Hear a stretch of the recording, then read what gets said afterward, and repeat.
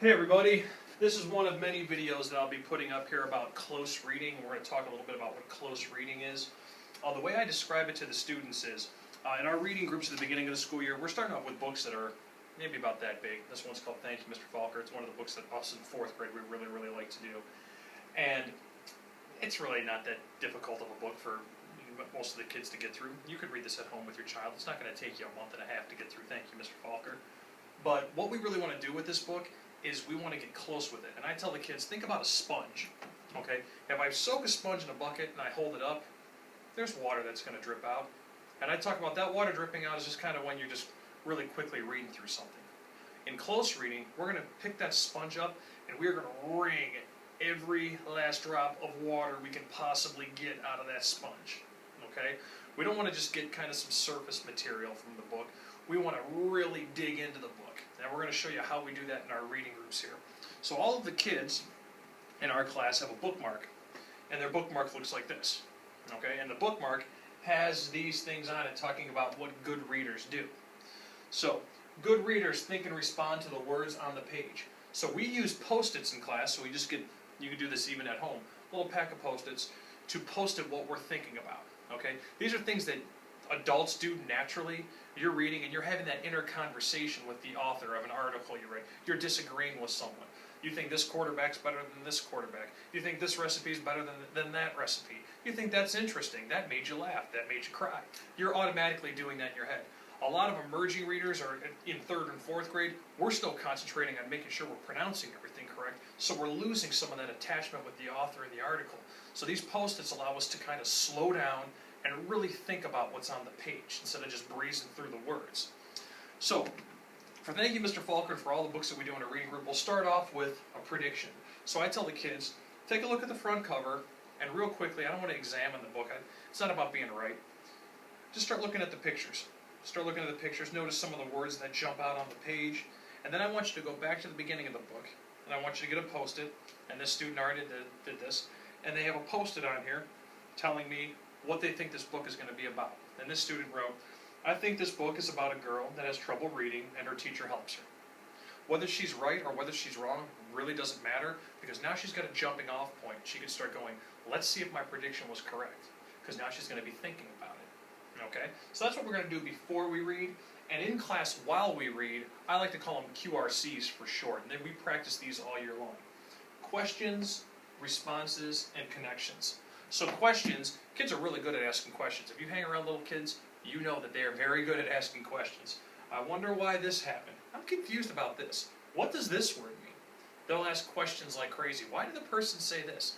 Question, question, question. So they're very good at asking questions, okay? Sometimes they have a tough time with responses. We're not asking a question, we're just making a statement. That kid's silly. I don't like that kid, he's a bully. That teacher's nice. I like his jacket. Whatever it might be, you're making a response. You're not questioning, you're making a statement about what you've read on the page. And the last one we have here are connections. And this is where we remind ourselves of something. And we have 3 ways that we can connect. We can do a text-to-text connection. We can say, oh, this book reminds me of another book I read. In this book, the little girl starts off in a farm in Michigan, and one of my students in my reading group said, oh, that reminds me of the last book we read because that was also on a family farm. So I said, that's awesome. On your Post-it, make sure you put a TT on the bottom of there because that means it was a text-to-text connection. That's great. You could have a text-to-self connection. Maybe you're connecting the book to something in your life or something that you heard about, something that you personally experienced. Or you could have a text-to-world connection. We don't get a lot of those, but maybe if you're somebody who really likes to know what's going on in the world, you can say, oh, that reminds me of a story I heard on the news about some place on the world. So let's see. I think I had actually looked at a couple of this student's Post-its, and on this page we find out that the little girl is still having trouble reading, and her friends, she's stuck in our neighborhood, which is their first reader, and on the page it says, while the other kids moved up into the second reader and the third reader, she stayed alone in our neighborhood. Trisha began to feel different. And this girl's Post-it on this page then says, what is a second and third reader? What does that mean?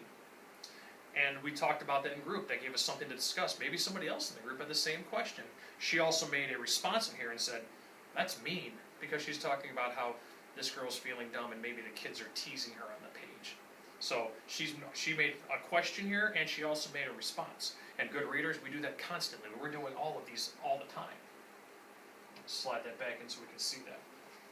I also wanted to jump on to the next page because it talks about how this little girl Trisha feels safe with her grandmother, and she goes on walks with her. She likes to draw and tell her about the things she's drawing. And this little girl wrote, "I like to draw too," and then she circled TS, meaning it's a text-to-self connection. I'm connecting the book to myself and things that I like to do. So by doing this close reading, we're really wringing every bit of information out of the book.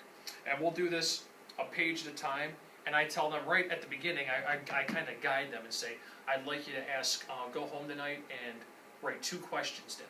As they get better, I'll go home and say, I want you to write 3 QRCs tonight. You choose what you want to do. If I see a kid who's maybe struggling with connections, I'll say, I want you to go home and I want you to try and make 2 connections tonight. But I want them all to be able to do all of these things. I want them to be able to make predictions. I want them to be able to ask questions about what they're reading. I want them to respond and engage with their story.